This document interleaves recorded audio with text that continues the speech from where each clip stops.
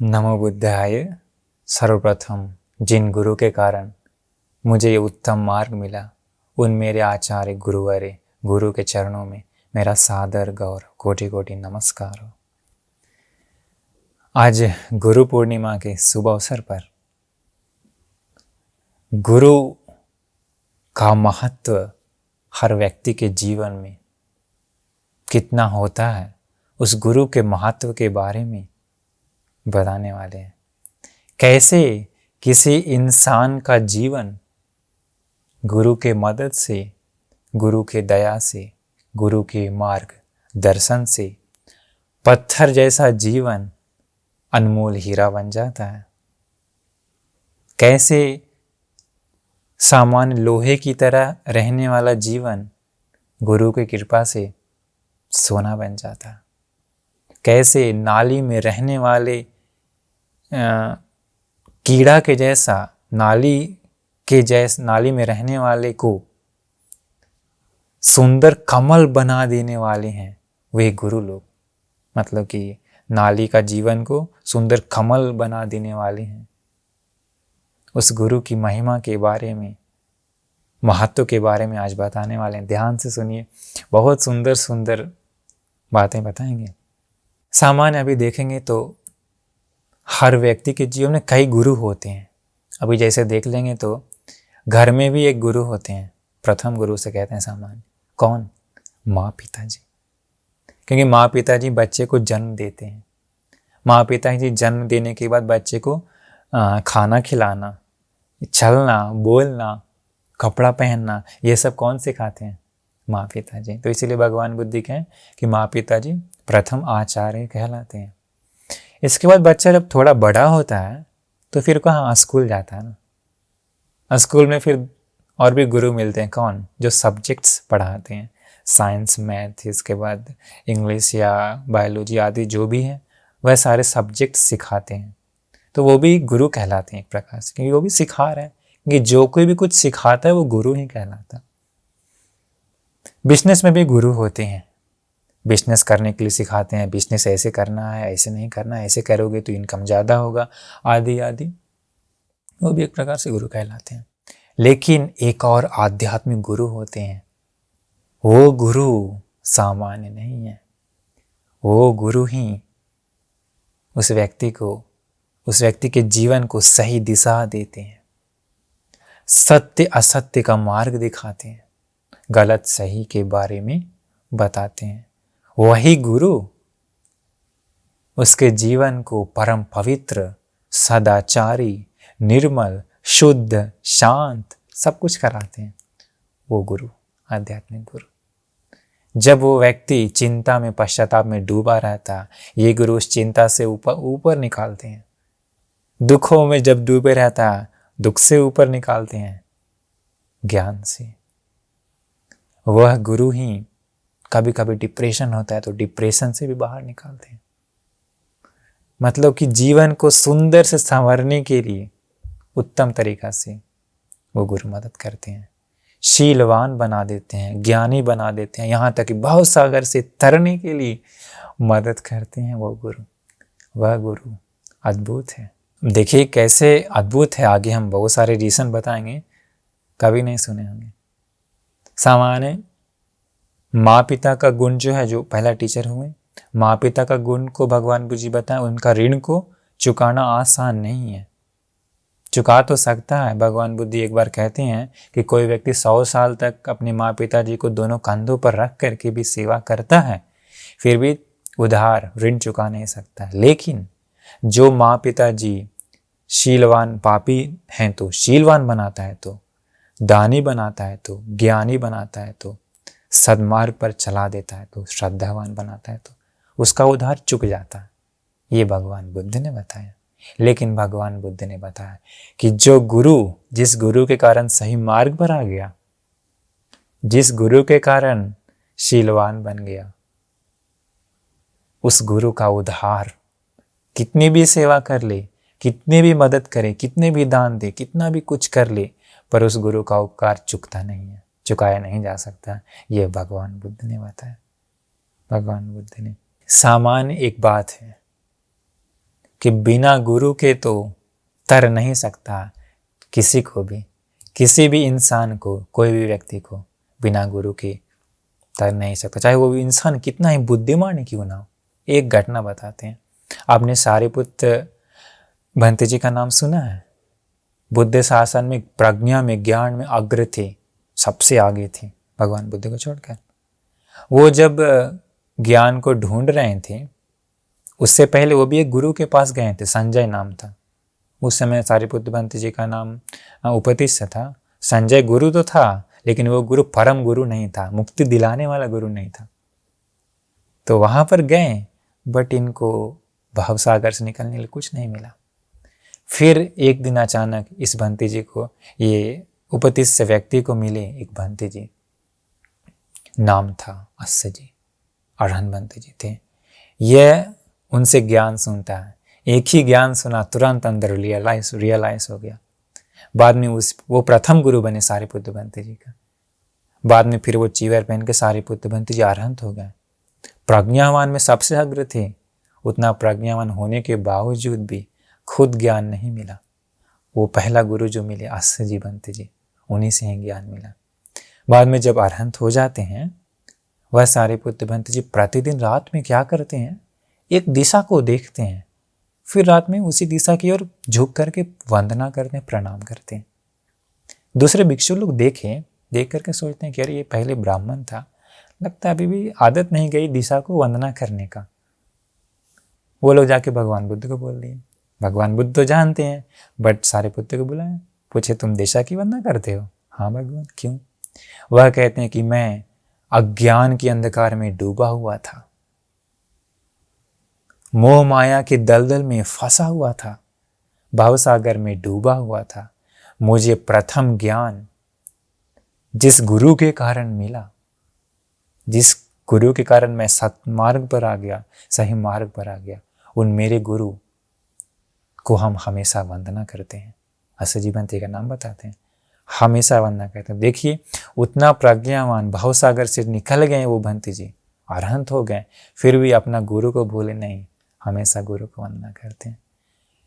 इतना प्रज्ञावान होने के बावजूद भी उनको बिना गुरु के तर नहीं न पाया। आखिर उनको भी गुरु की जरूरत पड़ी, अस्य जी भंते जी जैसा। इसलिए भगवान बुद्ध जी एक सुंदर गाथा बताए हैं, यमहा धम्मं विजाने ये सम्मा संबुद्ध देशितं सक्कच्चं तं नमस्ते ये अग्निहुतं व ब्राह्मण। इसका अर्थ है कि जिस व्यक्ति को जिस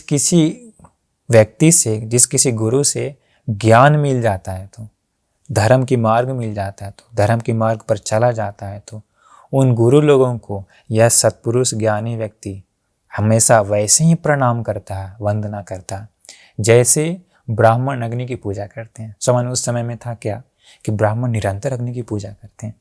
भगवान बुद्ध बताएं वैसे ही जिस गुरु से ज्ञान की मार्ग मिल जाता है, तो उस गुरु को सदैव वंदना करता है। और एक घटना बताते हैं, गुरु की महिमा से ही कैसे तर जाते हैं, कैसे एक नाली में गिरे हुए व्यक्ति को, मतलब नाली जैसा जीवन था, कमल की पुष्प बना देते हैं वो गुरु। वो घटना मैं आपको बताता हूँ। श्रीलंका की घटना है, पहले की घटना है। एक शिकारी था, वह शिकारी का काम था जंगल में जाके पाश लगा करके जानवरों को पकड़ना और फिर मार करके भून करके खाता था और बेचता भी था। एक बार वैसे ही क्या हुआ, वह बहुत सारे जाल बिछाए थे, हजारों में फंस गए बहुत सारे जानवर, अलग अलग हिरण और जो भी है। वह उस दिन खूब भून करके खाया। ये ऐसे ही आदमी काफ़ी समय तक ये शिकार किया। उसी दिन क्या हुआ, इसे जोर से प्यास लगी, इतनी जोर से प्यास लगी, अभी पानी ढूंढ रहा है, मिल ही नहीं रहा। प्यास बढ़ गई और आगे गया, जंगल के और अंदर गया, कहीं भी पानी नहीं दिख रहा। और अंदर गया, एक भिक्षु लोगों का आश्रम था।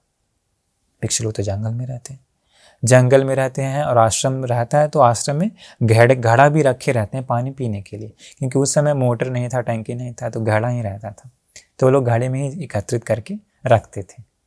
अब ये सारे घड़ों में चेक किया, नो वाटर, सारे घड़े खाली है। बड़ा घड़ा रखा था, उसमें भी चेक किया, खाली है। अभी प्यास के कारण ये तड़प रहा है। इसके बाद अभी जोर से चिल्ला के बोलता है कि अरे ये भिक्षु लोग कैसा है, कम से कम थोड़ा सा पानी रखना चाहिए घड़ा में। जो वहाँ उस आश्रम को जो सबसे मेन गुरुजी थे, वह सोचे ऐसे कैसे हो सकता है, सारे घड़ा में पानी तो रखा है। वो बाहर आए, बोले पुण्यवान पानी तो घड़ा में है, पी लो। वो बोलते हैं कहाँ है, पर भंती जी बोले सारे घड़ा में पानी, ये देखो। भंती जी को दिख रहा है, उस व्यक्ति को पानी नहीं दिख रहा है। कारण क्या पता है, उसका पाप इतना प्रबल हो गया कि उसको पानी नहीं दिख रहा है। वो मनुष्य प्रेत बन गया। प्रेत लोग में जो जन्म लेता है उन लोगों को लाखों लाख साल तक, हजारों साल तक प्यासे रहना पड़ता पाप के कारण। भंती जी बताएं कि पुण्यवान तुम क्या करते हो, तुम कर्म क्या करते हो। वह बताया कि मैं शिकारी का काम करता हूँ, जाल में पकड़ करके उनको मार के खाता हूँ और बेचता हूँ। देखो तुम्हारा पाप प्रबल हो गया है, तुझे पानी नहीं दिख रहा, इन सारे घड़ों में पानी है। वो बहुत डरी है, कह रही हम मरने को प्रेत लोक में जाने वाले हैं, इसका मतलब। वह बोला भंती जी कृपा कीजिए, मुझे बचाइए, मुझे इससे बाहर निकालिए, मैं क्या करूं। भंती जी बताया ऐसा तो जो पहले जो जाल में फंसा के रखे हो, जाओ सबको मुक्त करके आओ। वो सबको पहले मुक्त करके आया। इसके बाद फिर भंती जी के पास आया। भंती जी त्रिशरण और पंचशील ग्रहण करवाए। पंचशील ग्रहण करवाने के बाद उसकी थोड़ी प्यास कम गई। वो बोला भंती जी मुझ पर दया कीजिए, मैं कैसे उससे बच सकता हूँ, क्योंकि उसको दिख गया ना खुद का कर्म, पानी नहीं दिखा ना उसे। भंती जी को बोला भंती जी मुझे भी अपना शिष्य बनाइए, मुझे भी भिक्षु बनाइए, मुझे भी बचा लीजिए, मैं नहीं जाना चाहता हूँ। भंती जी चीवर पहना दिए, भिक्षु बनाए। अभी गुरुजी, अभी देखिए गुरु का कितना कर्तव्य होता है। अभी कैसे गुरुजी कैसे किसी को डूबे हुए को ऊपर निकालते हैं। अभी गुरुजी बताएं उस नए भिक्षु को कि तुम्हारा काम क्या है, सेवा का काम। भिक्षु लोग जो पानी पीते हैं उस घड़े में तुम पानी भरो, मतलब नदी से, जहाँ तालाब या नदी से पानी ला करके भिक्षु संघ के लिए, शीनवान गुणवान लोगों के लिए अभी तुम पानी भरो। उसका सेवा का काम वही दे दिए। अभी वो वही करता, अभी लगातार वो वैसे वैसे करते गया। अभी धीरे धीरे उसका पुण्य प्रबल हो रहा है। क्यों? शीलवानों के बीच में चला गया, शीलों का पालन करने लगा। पहले का पाप है, अभी देखिए पाप को कैसे नष्ट किया जाता है, कैसे नष्ट किया जाता है। शीलों का पालन भी करते हैं, ध्यान साधना भी करते हैं, ज्ञान भी सुनते हैं, संघ की सेवा भी करते हैं। अभी ऐसे ऐसे काफ़ी वक्त बीत गया। एक समय क्या हुआ, एक बार भंती गुरुजी देवदूत नाम का सूत्र बता रहे थे। देवदूत सूत्र मतलब हम पहले बता चुके हैं, उसका टाइटल है नरक कहाँ है, वही सूत्र देवदूत सूत्र। वो भंती जी देवदूत सूत्र सुनने के बाद बहुत ही डर गए कि अरे नरक इतना खतरनाक होता है, इतना खतरनाक होता है नरक। इसके बाद गुरुजी से बोलते हैं कि गुरुजी क्या नरक कितना खतरनाक होता है वहाँ की आप। गुरुजी ने कहा कि ठीक है भिक्षु, तुम एक काम करो, कच्ची लकड़ियों का एक पहाड़ बनाओ, सूखी नहीं, कच्ची लकड़ियों का एक बहुत बड़ा ढेर बनाओ। वो ऐसा क्या पूरा दिन भर मेहनत करके ढेर बनाया। गुरुजी अरहंत थे। गुरुजी अपने रिद्धि बल से क्या किए, नरक का एक चिंगारी, नरक का बिल्कुल एक चिंगारी उस कच्ची लकड़ी के ढेर पर डालें। एक सेकंड में क्या हुआ, सारा का सारा लकड़ी, सूखी नहीं गीली लकड़ी भस्म हो गया, सारे गीली लकड़ी जल गई। वो जो देखा, बाप रे बाप, एक पल में ही सारा का सारा लकड़ी खत्म हो गया। इसका मतलब नरक का कितना खतरनाक होगा। मनुष्य वैसे नरक में जाता तो है, तड़पता तो है, किंतु मृत्यु नहीं आती है कर्म बलवान होने की वजह से। तो ये देखने के बाद ये और डर गया और अभी धर्म के लिए मेहनत करने लगा और ध्यान साधना करने लगा। कितना मेहनत किया, रात को जब नींद आती थी ना, सर पर वो कपड़े बांध करके कपड़े को भिंगा करके रखता था ताकि नींद नहीं आए। और वैसे वो धर्म प्रैक्टिस किया, ज्ञान प्रैक्टिस किया, साधना किया। गुरु हमेशा मार्गदर्शन करते गए, गुरु जी अभी ये करो, अभी वो करो। गुरु की महिमा अपरंपार है। जाने वाला था जो प्रेत लोक में, अभी वो इस मार्ग पर चल के, मुक्ति के मार्ग पर चल के अरहंत हो गया, भव सागर से निकल गया, भव सागर से तर गया, सभी दुखों से मुक्त हो गया। गुरु की महिमा, गुरु की महिमा। देखिए कैसे उस सामान्य पत्थर को हीरा बना दिए वो गुरु जी। गुरु जी, शिष्य का भी कर्तव्य होता है, शिष्य भी वैसा ही आज्ञाकारी होना चाहिए। ये बोलते समय मुझे एक घटना याद आई। देखिए भगवान बुद्ध के समय वैसे ही एक भिक्षु थे, एक बड़े भंती जी थे, वो एक गांव में गए थे। तो एक गांव का एक उपासक था, उसका एक बेटा था, 2 बेटा था। तो एक बेटा को दान दे दिया भंती जी को, बोला भंती जी लीजिए, आप इसे अपना शिष्य बना लीजिए, इसके बाद आपकी सेवा करेगा, आप इसे अपना शिष्य बनाइए। गुरु जी स्वीकार किए। अभी गुरु जी फिर उस शिष्य को चीवर पहनाए। उम्र कितनी थी पता है? केवल और केवल 7 साल। अभी सब करके चीवर पहना है, ज्ञान बताएं, ये साधना करो। जिस दिन चीवर पहना उसी दिन अरहंत हो गया, गुरु के मार्गदर्शन के कारण। अभी देखिए पहले वो घर में था तो अरहंत नहीं हुआ, जिस दिन चीवर पहना और गुरु जी का मार्गदर्शन पाया, अर्थात मार्गदर्शन तो अद्भुत होगा ना, मार्गदर्शन पाया, उसी दिन अरहंत हो गया। कुछ दिनों के बाद उस छोटे से 7 साल के भिक्षु के मन में आता है कि अरे भगवान बुद्ध का दर्शन करना चाहिए। अपने गुरुजी से कहता है। गुरुजी बोले बहुत अच्छे, चलो। अभी निकल गए। अभी दूर यात्रा है। एक बार क्या हुआ, फिर उसी दिन शाम हो गई, एक जगह पर रात में रुकना पड़ गया। एक ही कुटिया थी, एक ही रूम थी। गुरुजी तो वहाँ अंदर में है। इसके बाद अभी जो छोटे भंती जी थे वो बाहर थे, 7 साल के आयु में। तो गुरुजी सोचे कि अभी छोटा है, इसे बाहर रखना अच्छा नहीं है, रूम में ही सोना चाहिए, मतलब अपना शिष्य को भी सुलाना चाहिए।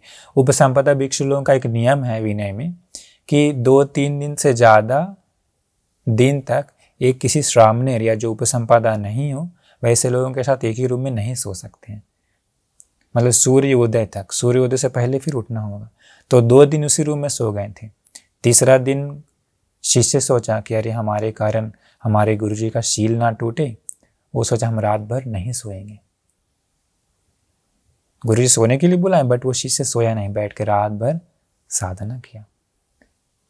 इसके बाद सुबह हुई, सूर्योदय से पहले गुरुजी सोचे कि शायद अभी तक वो शिष्य सोया हुआ होगा और सूर्योदय हो भी जाएगी तो मेरा शील टूट जाएगा। इसलिए गुरुजी ने क्या किया कि अरे शिष्य कहाँ हो, उठो उठो करके उठाने लगे। सूर्योदय से पहले की बात है। पंखे थी, पंखा लेकर के शिष्य को मतलब ऐसे टच करते ना कि कहाँ उठो उठो, जब भी जाओ सूर्योदय होने वाले रूम के बाहर जाओ, विनय में है। तो भंती जी साधना कर रहे थे, छोटे भंती जी आँख खोले, कर्म देखिए कैसा होता है। वो पंखे का जो कोना जो होता है ना, कोना भंती जी की आँख में लग गया, उस छोटे भंती जी का। 7 साल की बच्चा है, आँख कितना कोमल होगा, आँखें फूट गई, बट वो चिल्लाए नहीं, आँख को बंद करके रूम के बाहर चले गए। अभी एक आँख को बंद करके सब कुछ सारे सेवा कर रहे हैं, दत्वन देने का काम होता था। तो अभी एक आँख बंद करके एक हाथ से गुरुजी को दत्वन देने लाए। गुरुजी बोले कि शिष्य 2 हाथों से देना चाहिए ना। गुरुजी को अभी तक पता नहीं है, अभी तक पता नहीं। शिष्य भी कैसा होगा देखिए, बिल्कुल चिल्लाया नहीं, बिल्कुल कुछ नहीं बोला। अरे वो शिष्य तो अद्भुत होगा ना, गुरु भी अद्भुत है। आगे देखिए क्या हुआ। वो फिर शिष्य कहते हैं कि गुरुजी जब आप सुबह में आज पंखे से मुझे उठा रहे थे तो पंखे का कोना मेरे आंखों में लग गया, ये देखिए मेरे आँख से पूरा खून आ रहा है, पूरा पानी बह रहा है, मेरा आँख फूट गया। उसी समय गुरुजी को करंट लगना जैसा, बिजली गिरना जैसा, इतना दुख हुआ कि अरे ऐसा शिष्य जो बिल्कुल चिल्लाया नहीं, बिल्कुल भी चिल्लाया नहीं। वो गुरुजी कहते कि हे शिष्य मुझे क्षमा कर दो, पूरा पैर पड़ने लगे। मतलब ऐसा होने के बाद कितना वो होगा ना, कितना शौक होगा। मुझे क्षमा कर दो, मैं नहीं जानता था मुझे ऐसा हुआ। वो शिष्य बोला आपकी गलती नहीं है, मेरी गलती भी नहीं है, यही संसार है। संसार में जो जाता है इन सारे दुखों का सामना करना पड़ता। इसका दूसरे दिन के बाद से पूरा गुरुजी सेवा करने लगे, क्योंकि ऐसा है भगवान बुद्ध बताए हैं गुरु शिष्य को कि जब गुरु बीमार होते हैं तो शिष्य सेवा करता है, लेकिन बताएं जब शिष्य बीमार होता है तो गुरु भी सेवा करता है, मदद करता है। ऐसा विनय पीटक में भगवान बुद्ध जी बताएं। तो इस प्रकार गुरु जी पूरा देखभाल करने लगे उसी दिन से। फिर भगवान बुद्ध के पास गए, भगवान बुद्ध को जाकर कहते हैं ये गुरु जी कि भगवान यह शिष्य तो बड़ा ही अद्भुत है, बहुत ही ज्ञानी है, ज्ञान की बात करता है। भगवान बुद्ध बताएं वो तो वैसा ही है, वो इस मार्ग में, मुक्ति का मार्ग में बहुत आगे निकल गया है, सभी दुखों से मुक्त हो गया। तो देखिए कितना अद्भुत है वो गुरु और वो शिष्य। गुरु के कारण उस शिष्य को सब मुक्ति मिला, ज्ञान मिला। शिष्य भी हमेशा सेवा करते रहा, छोड़ा नहीं। इसीलिए भगवान बुद्ध जी एक सुंदर गाथा बताए हैं, निधीनं व पवत्तारं यं पश्य वज्रदस्सिनं निगह्य वादिं मेधाविं तादिशं पंडितं भजे तादिशं भजमानस्य सेय्यो होति न पापियो। इसका अर्थ है कि जैसे खजाना का स्थान दिखाने की तरह गुरु लोग क्या करते हैं, अपने शिष्यों से गलती होने पर उन गलतियों को दिखाते हैं, कभी कभी गलती होने पर डांटते भी हैं कठोर वचन से। भगवान बुद्धि लेकिन कहते हैं निगह्यवादिं मेधाविं तादिशं पंडितं भजे, लेकिन वैसे शिष्यों को वैसे गुरु लोगों का ही संगति करना चाहिए। भगवान जी कहते हैं कि वैसे गुरु लोगों की संगति करने से कभी भी गलती या कभी भी कोई पाप नहीं होता है, वैसे गुरु लोगों की संगति करने से। इसके बाद एक और कारण हम बताना चाहेंगे, गुरु तो होते हैं, वर्तमान में बहुत सारे गुरु हैं, लेकिन वो सच्चा गुरु नहीं जो अगर पथभ्रष्ट करता हो तो, जो अगर ठगता है तो बाद में लूटता है तो, या बातें तो बहुत करता है पर अंदर में कोई गुण नहीं है, अच्छी अच्छी बातें तो बोलता है पर अंदर पूरा सड़ा हुआ है, हमेशा अंदर से लूटने की चाह होती है, ठगने की चाह होती है, वो वास्तव में वो सच्चा गुरु नहीं होता। सच्चा गुरु हमेशा सत्य के मार्ग पर ही बढ़ाएगा। सच्चा गुरु हमेशा दया करुणा मदद ही देगा, हमेशा सत्य से आगे बढ़ने के लिए ही मदद करेगा, हमेशा दुख में साथ देंगे, सारे दुखों को दूर करने का ज्ञान बताएंगे। सच्चा गुरु वैसा होते हैं। गुरु कभी कभी आयु में कम भी हो सकता है, ऐसा नहीं कि बिल्कुल बुजुर्ग ही हो, कभी कभी आयु में छोटी हो सकता है। आपको पता है सम्राट अशोक का प्रथम गुरु कौन था? 7 साल का एक छोटा सा एक पंत जी। जब सम्राट अशोक राजा बन गया था पूरे इंडिया का, इसके बाद बहुत दुख से था, शांति नहीं थी। एक दिन क्या हुआ, अपने महल से बाहर देखते समय एक छोटा सा बंती जी जाते रहते हैं, 7 साल का, नाम रहता निग्रोध। वो बंती जी का चाल चलन को देख कर के इंद्रिय शांत थी, उस बंती जी का नीची नजरें थी, बिल्कुल शांत से जा रहे थे। यह राजा देख कर के समझता रहे ये तो कोई उत्तम व्यक्ति है।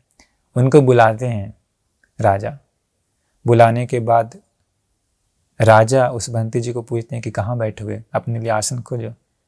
वो बहुत छोटे से बंती बोले सिंहासन को ये दिखाते हैं, क्योंकि भगवान बुद्ध बताएं कि ज्ञान बताना है तो सबसे ऊंचा आसन जो रहता है वहां पर ना, उसी पर बैठ के बताना चाहिए, ये नियम है। तो बताएं बंती दिखा दी। अभी राजा बंती जी को सिंहासन पर बिठा दिया। इसका बताया कि बंती जी को पहले भोजन कराया, भोजन कराने का बंती बताया कुछ आप ज्ञान बताइए। बंती जी सुंदर से धम्म पद का अपमाद वर्ग जो है उसी वर्ग का सारे गाथाओं को विस्तार से ज्ञान के साथ बताएं। अंत में उसी दिन राजा इतना खुश हो जाता है, भगवान बुद्ध की शरण जाता है, धम्म की संग की शरण जाता है। बाद में फिर वो राजा का प्रथम गुरु कौन होता है, उसको अपना प्रथम गुरु बनाते हैं, उस छोटे से बंती जी को। कौन? पूरे भारत का सम्राट अशोक एक छोटे से बंती को अपना गुरु बनाते हैं, क्योंकि उन्हीं के कारण इस पूरे राजा का जीवन बदल जाता है, पूरा का पूरा जीवन में शांति आ जाता है। देखिए मतलब ऐसा हो सकता है, ऐसा होता है। आयु में कभी कभी छोटे होते हैं। ये घटना बोलते समय मुझे एक और घटना याद आई। भगवान बुद्ध के समय एक बार कितने 30 बंती लोग शायद जंगल में गए ना साधना करने के लिए। उन लोगों को चोरों ने पकड़ लिया। जंगल में चोर थे, चोर लोग का चोरी का काम सफल हो गया था। अभी वो लोग गच्छा हुआ था एक जगह पर बलि देने का, मनुष्य का, एक पेड़ के नीचे। इन भिक्षुओं को पकड़ करके बोले चलो अब बलि देने के लिए जाना। उन भिक्षुओं में से सबसे छोटा एक भिक्षु था, नाम था संकिच्च, उम्र में 7। सोचिए 7 साल के भी बहुत अद्भुत थे उस समय भगवान बुद्ध के समय। उम्र में 7 वो भिक्षु को ले गए पकड़ करके। अभी सारे भिक्षु लोग रोते रहे कि अरे इस बच्चा छोटा है, मत मारना, ऐसा ऐसा। चोर लोग ले गया। अभी चोर लोग बांध रहा है उस भिक्षु को, कहीं भाग ना जाए। बंटी बोले हम भाग जाएंगे, नहीं नहीं नहीं, हम नहीं भागेंगे। अभी वो लोग तलवार को पजा रहा, एक आदमी फूल तैयार कर रहा, एक आदमी ढोल रेडी कर रहा बलि देने के लिए। अभी ये सारा लोग ये कर रहा है, बंटी जी हंस रहे हैं बैठे हुए चुपचाप मुस्कान से। सारे लोगों के मन में आश्चर्य, फिर भी क्या बात है भाई, डर नाम का चीज नहीं। अभी भी चोर तलवार को पजाया, एक बार प्रहार किया, नहीं कुछ नहीं हुआ, मतलब तलवार दूर फेंका गया। दूसरी बार ट्राई किया, तलवार मुड़ गया, सब लोग डर गया, सब लोग डर गया। सारे लोग भंती जी के चरणों में, 500 चोर कहें कि भंती जी आप कौन हैं, आपके मुख में डर नहीं, भय नहीं, आप कौन हैं? 7 साल के भंती जी कहते हैं मैं अपने मन के सारे गंदगी को नष्ट कर चुका हूं, मेरा मन परम शांत हो गया है, मैं कभी भी पाप नहीं करता हूं, मुझे किस बात का डर, मुझे मृत्यु का डर नहीं है, मैं भव संसार से मुक्त हो गया हूं, यह मेरा आखिरी जन्म है, सारे तृष्णा को नष्ट कर चुका हूं, सारे बंधन को छिन्न भिन्न कर चुका हूं, मुझे मृत्यु का कोई डर नहीं, मृत्यु होने के बाद मेरा संसार से मैं मुक्त हो जाऊंगा। इस प्रकार वो 7 साल के छोटे भंत जी ने ज्ञान बताया। गुरु की महिमा अपरंपार है, अद्भुत है। जो चोर चोरी कर रहे थे, सारे सामान सारे औजार फेंक दिए, गुरु के चरणों में गिर गए। 7 साल के गुरु हैं वह। सारे चोरों को भिक्षु बना दिए, सारे चोरों को भिक्षु बना के बाद में ज्ञान की मार्ग दिखाएं। वो सारे 500 लोग बाद में अरहंत हो जाता, अरहंत हो जाता एक छोटे से गुरु से। देखिए गुरु की महिमा कितनी अद्भुत है। कैसे गुरु सामान्य व्यक्ति को, सामान्य चोर को उत्तम इंसान बना दिए, उत्तम इंसान बना दिए। आपको याद है भगवान बुद्ध के समय सुनीत नाम का एक व्यक्ति था जिसका काम था पखाना ढो कर के ले जाना, जो नीच अछूत में जन्म लिए थे। सुनीत नाम था उसका, मतलब उसका नाम था, उसका काम ही था टॉयलेट गंदा को साफ करना और लेके जाना। उस सुनीत को जो कीचड़ के समान थे, सुंदर कमल बनाए, उत्तम हीरा बना देते हैं, कौन पता है? भगवान बुद्ध जी नाम का गुरु। भगवान बुद्ध जी जब एक दिन रास्ते पर जाते रहते हैं, वह रास्ते में आ जाता है। उस समय क्या था कि बड़े बड़े राजकुमार या कोई उच्च कुल के आ रहे हैं तो उन लोगों को हटना रहता। वो हट तो गया, लेकिन भगवान बुद्ध वहीं पर आके रुक गए। वह क्षमा मांगने लगा कि मुझे क्षमा कीजिए। भगवान बहुत दया भरी नजरों से उसकी ओर देखते हैं, बोलते हैं कि क्या तुम भिक्षु बनोगे? बोलता है जी भगवान। नहीं, वो कहता मुझे कौन बनाएगा? भगवान बुद्ध कहें मैं बनाऊंगा। भगवान बुद्ध भिक्षु बना दिए। बाद में वो धम्म की मार्ग पर चलकर अरहंत हो गया। जिस दिन अरहंत हुए वो सुनीत बंती जी, उसी दिन महाब्रह्मा, ब्रह्मलोक का एक महाब्रह्मा उनके चरणों में घुटने टेक करके प्रणाम करके कहता है कि हे मुनि जी, आप उत्तम हैं, आपके मन में विकार नहीं है, आप भवसागर से तर गए हैं, आपके मन में तृष्णा नहीं है, हे मुनि जी आपको नमन हो, प्रणाम हो। ऐसा करके ब्रह्मराज जी चरणों में शीश नवाता है। उसी सुनीत का, जो सुनीत को पहले लोग डांटते थे, निंदा करते थे, वही सुनीत जिसे पखाना ढोना पड़ता था, वही सुनीत जिसे लोग तिरस्कार करते थे, वही सुनीत जिसको लोग डांटते थे, निंदा करते थे, भगवान बुद्ध जैसे गुरु को पा करके वह सुनीत बनते जी कितना उत्तम हो गए कि महाब्रह्मा भी चरणों में शीश नवा रहा। मनुष्यों की तो बात ही क्या। कैसा है गुरु की महिमा, कैसा है। इसलिए हर व्यक्ति के जीवन में गुरु का रोल वेरी इंपॉर्टेंट, बहुत अद्भुत होता है। एक और कारण बताएंगे कि गुरु और शिष्य का संबंध जो है बहुत ही अटूट संबंध है, बहुत ही अद्भुत संबंध है, बहुत ही न्यारा संबंध है। भगवान बुद्धि विनायक पिटक में बताए हैं कि जब गुरु को सेवा करने के बारे में बहुत सारे चीज़ बताए हैं। जब शिष्य बीमार या तकलीफ में होता है तो गुरु भी सेवा करते हैं। भगवान बुद्धि बताए हैं कि शिष्य को अपना गुरु को पता है कैसे, पिता तुल्य मानने के लिए। गुरु को बताएं भगवान बुद्ध जी कि अपने शिष्य को पुत्र तुल्य, बेटा के समान मानने के लिए। इसका गुरु का कर्तव्य हमेशा होता है अपना शिष्य जब अगर पथभ्रष्ट हो रहा है तो, गलती में फंस रहा है तो हमेशा मार्ग दिखाना, सत्कर्मों में लगाना। अगर गुरु का मार्ग नहीं मिला तो पथभ्रष्ट हो ही जाता है हर इंसान। अभी के युग में कितने लोगों को वैसा सच्चा गुरु मिला है? बहुत कम लोगों को। अतीत में क्या हुआ था, एक बार जातक कथा में है कि एक बार गुरु और शिष्य, एक गुरु के काफ़ी सारे शिष्य थे, हिमालय वन से लोगों के बीच में आए थे थोड़ा टहलने के लिए, भोजन करने के लिए। तो बिना गुरु जी के आ जाता है। राजमहल में क्या होता है, सारे लोगों को बहुत अच्छे से सम्मान सेवा सत्कार करता है, खाना पीना सब कुछ मिलता है।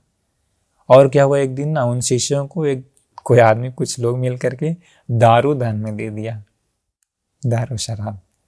बस सारे लोग पूरा पी लिए। पीने के बाद क्या होगा, पूरा सब नशा चढ़ गया। सारे लोग, कोई नाचने लगा, कोई गाने लगा, कोई ढोल बजाने लगा, मतलब सारे लोगों का होश उड़ गया। जब होश आया उन लोगों को तो वो सोचने लगा, अरे हम लोगों से ये कैसा काम हो गया, हम श्रमणों के बिल्कुल ही अयोग्य है ये सब ना। अरे ये सब हुआ बिना गुरु के कारण। अगर गुरु जी होते तो ऐसा गलती कभी नहीं हम लोगों से होने देते। सारे लोग वापस हिमालय गया, बोला हे गुरुदेव, हम लोगों से ऐसी ऐसी गलती हो गई। ऐसा करे गुरु जी को बताता कि हम लोगों से ऐसी ऐसी गलती हो गई, इसलिए आज के बाद बिना गुरु के हम लोग कभी नहीं जाएंगे उधर। ऐसा करे गुरु जी से क्षमा मांगता।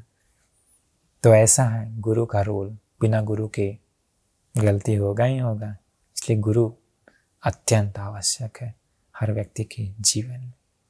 वर्तमान में तो बहुत गुरु लोग हैं, अलग अलग कहते हैं। सच्चा गुरु बड़े ही किस्मत वाले लोगों को मिल जाता है। सच्चा गुरु जिसे मिल गया उसका जीवन, वो चाहे अमीर हो या गरीब हो, उसका जीवन अत्यंत सुंदर हो जाएगा गुरु के मार्गदर्शन से। एक और सुंदर कारण बताएंगे। देखिए, गुरु और शिष्य में शिष्य भी कभी कभी गुरु दक्षिणा कभी कभी देता है, बड़ा ही अद्भुत है। शिष्य, क्या हुआ था भगवान बुद्ध के समय, अंगुलीमाल बंती जानते होंगे, सुने ही हैं। जब वो अरहंत हो जाते हैं, एक बार जंगल में जाते रहते हैं। जंगल में जाते समय वैसे ही एक शिकारी रहता। वह शिकारी शिकार काम करता, मतलब जानवरों को मारता, वही काम करते रहता।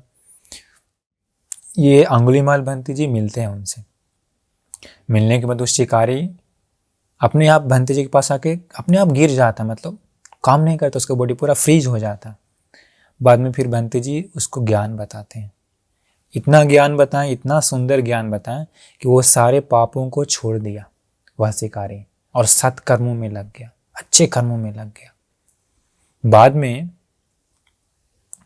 वह शिकारी जो था अच्छे कर्मों में लग के बहुत पुण्य किया, बहुत पुण्य किया। मृत्यु के बाद देवलोक में गया। देवलोक में पता है उसे, देवलोक में उस व्यक्ति को 60,000 अप्सराएं मिल गई।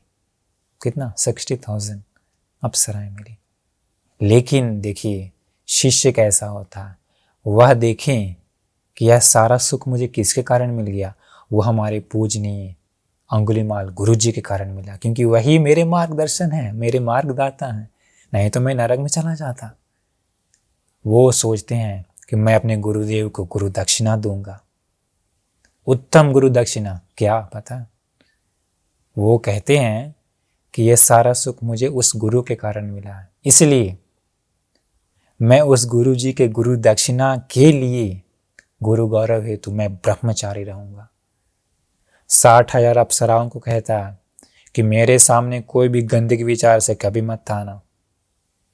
उस देवता के पास 60,000 अप्सराएं हैं, लेकिन वह देवता कभी भी गलत विचार से किसी भी अप्सरा की ओर नहीं देखता। वह देवता ही बोला कि मेरे साथ इस महल में रहना है तो सब ब्रह्मचारी रहना। मैं अपने गुरुदेव को गुरु दक्षिणा के रूप में वही देना चाहता हूँ। वहाँ सारा का सारा लोग ब्रह्मचारी है, सारा का सारा लोग। वहाँ का द्वारपाल भी ब्रह्मचारी है, उस देवलोक का, उस मतलब महल का। तो वो देखिए गुरुदेव के गुरु दक्षिणा हेतु ब्रह्मचारी जीवन है। अभी वो धर्म के मार्ग पर आगे चल रहा, अभी भी वो है। वो आगे जाके भवसागर से जरूर निकल जाएगा। तो ऐसा गुरुदेव के लिए गुरु दक्षिणा भी लोग देते हैं। तो अद्भुत है ये गुरु और शिष्य का संबंध। तो ये गुरु पूर्णिमा के शुभ अवसर पर हम ये काफ़ी सारे रीज़न बताए थे। मुझे भी बहुत महान लाभ मिला कि मुझे भी हमारे गुरुदेव गुरु बंती जी जैसा मुझे गुरु मिले। ऐसा गुरु हम कह सकते हैं पूरे धरती पर नहीं है। ऐसा गुरु पूरे धरती पर दूसरा है ही नहीं। इसलिए मुझे भाग्य मिला। हर लोगों को मिल जाता, हर लोगों को नहीं मिलता, भाग्यवानों को ही अच्छे अच्छे गुरु मिलते हैं। तो गुरु कैसा भी हो लेकिन सत्कर्मों में लगा रहा है तो सच्चा गुरु है। सच्चा गुरु भवसागर से तरने के लिए ही सदा मदद करते हैं, भवसागर में डूबने के लिए नहीं। इसलिए सभी लोगों को एक सच्चा गुरु मिले, यही मेरा आशीर्वाद है और मेरी मनोकामना है। मेरे गुरु जिनके कारण मुझे ज्ञान मिला, मेरे गुरु को मेरा सादर गौरव कोटि कोटि नमस्कार हो। नमो बुद्धाय।